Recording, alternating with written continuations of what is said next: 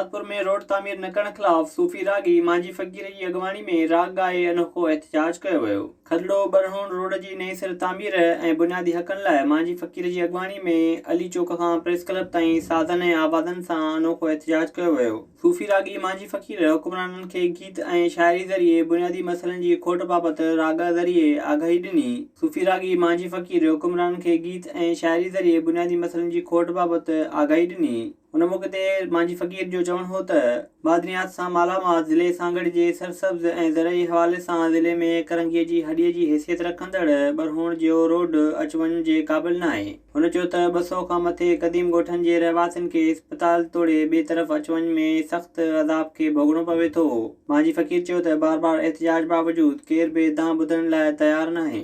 सूफी रागी मांझी फ़कीर ईंदड़ चूंडुनि में वोट न ॾियण जो ऐलान कंदे चुता ॾिनो त बुनियादी मसइला हल करण लाइ तारुक़ न वरितो वियो त शहदादपुर प्रेस क्लब अॻियां पाण खे बाहि ॾेई साड़े छॾींदो।